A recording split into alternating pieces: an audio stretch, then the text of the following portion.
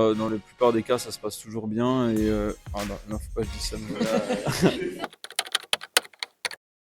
Bonjour, moi c'est Charles-Antoine Lucas. Je suis actuellement en licence Pro Sari et je viens de la brasserie Cronenbourg au Bernay. Moi, c'est Raphaël Mechrem, je suis issu de Schaeffer France à Haguenau. Moi, c'est Ruef Emilien et je travaille chez Fonderie Lorraine à côté de Sarreguemines. Moi, c'est Alex Sass et je travaille chez Daramic à Célestat. On a dû faire ce projet pour l'inauguration du pôle formation. Donc, ça consiste en un robot, comme on peut le voir là, qui fait des cocktails en 30 secondes. Donc, l'utilisateur vient, choisit son sirop et son soft et place son gobelet. Et le robot va faire son cocktail et va reposer le gobelet au même endroit et l'utilisateur peut se servir. Le concept part des distributeurs de pizza qu'on peut trouver un peu partout. Lorsqu'on achète une pizza, on a à manger mais pas à boire. Ce qu'il faudrait en plus, du coup, c'est un distributeur de cocktails qui soit fabriqué sur place avec des choix personnalisables pour chacun. Donc, suite à cette idée, nos professeurs cherchaient une idée pour l'inauguration du pôle formation et donc on a décidé de partir là-dessus. Et ce qui était bien, c'est que pour l'inauguration, on a pu montrer que on peut faire des choses sympas avec les robots, que c'est pas forcément réservé à l'industrie et aux usines. Donc c'est quelque chose de ludique que les gens ont plutôt bien aimé et ça nous a permis à nous de pouvoir mettre en application des choses qu'on voit de manière théorique en cours et d'utiliser la pratique pour travailler. Alors ce projet a été réalisé donc sur environ 35 heures qui ont été réparties sur plusieurs semaines. Et donc pour les grandes étapes du projet, nous sommes passés par 4 grandes étapes. Dans un premier temps, nous sommes passés par la conception. Le choix des matériaux. Et la réalisation Pour finir, la programmation. La conception, c'est associer différents éléments ensemble pour qu'ils fonctionnent et collaborent afin d'obtenir à la fin le distributeur de cocktails robotisé. C'est associer par exemple de la programmation avec des éléments physiques et distincts.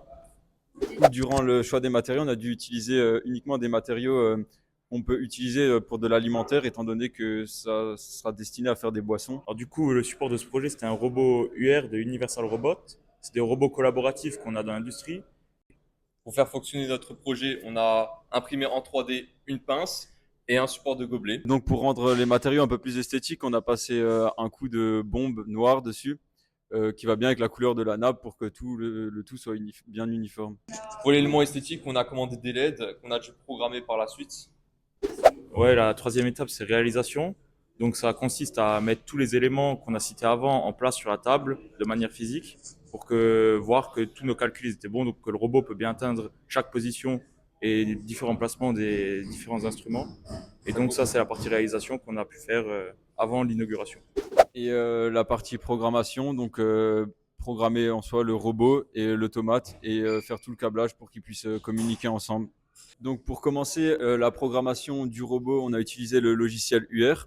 Et ensuite, pour la programmation de l'écran, on a utilisé donc notre automate Siemens avec le logiciel TIA Portal. Et pour les éclairages, nous avons utilisé le Arduino. Par rapport à la répartition des tâches, on s'est réparti les tâches de façon à respecter nos compétences initiales à chacun et on s'est plus ou moins entraidé dans chaque domaine, dans le domaine robotique, dans l'automatisme et dans l'installation physique. Pour la première difficulté, on a rencontré des problèmes avec les électrovannes. Donc de base, on voulait faire sortir le jus du coup des bocaux grâce à des électrovannes.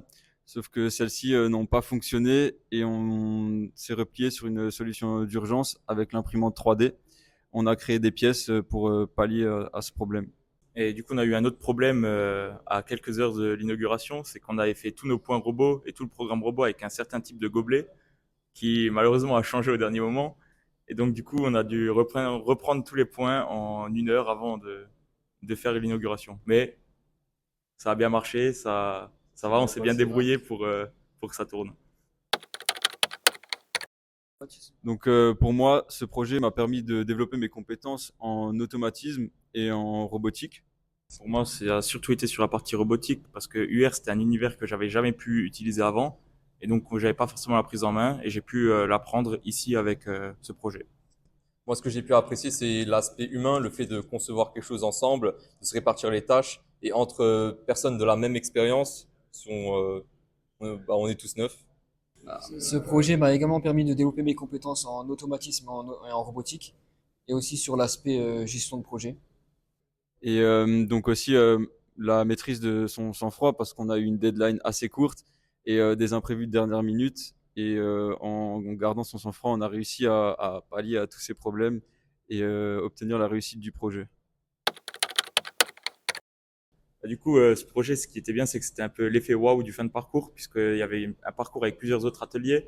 Et nous, c'était le dernier atelier qui était présenté. Donc, on a pu leur montrer, enfin, on a pu montrer à des gens qui sont pas issus forcément de milieux techniques comme l'industrie, que ben, on peut servir des robots pour tout et n'importe quoi, entre guillemets. Donc, même faire leur propre cocktail ou faire un café ou plein d'applications qui sont en dehors de l'industrie. Et donc, ça a beaucoup plu. C'était un peu une belle réussite, on va dire ça. Ben, l'alternance, c'est une bonne chose parce que ça permet d'avoir des techniciens qui sont déjà formés comparé à quelqu'un qui n'a pas fait d'alternance. Il a eu qu'un stage en entreprise qui lui a pas forcément permis de voir ce que c'est vraiment la vie sur le travail, enfin sur le terrain et au travail. Alors qu'un alternant, donc par exemple nous en licence, on a tous fait 2 ans d'alternance avant, donc on a un beau bagage, on est déjà pratiquement autonome en sortie de licence. En étant à l'école, on est au cœur des nouvelles technologies, de ce qui se fait de nouveau, ce qui permet d'apporter un regard neuf sur l'entreprise et ce qu'elle fait actuellement. Donc pour ma part, donc par la suite, j'aimerais m'insérer donc dans le monde du travail, donc en tant que soit technicien de maintenance ou automaticien. Donc moi aussi, ce serait pour trouver un CDI après ma licence, donc m'insérer dans le monde du travail, donc que ce soit automaticien ou roboticien, donc dans une usine ou chez un intégrateur.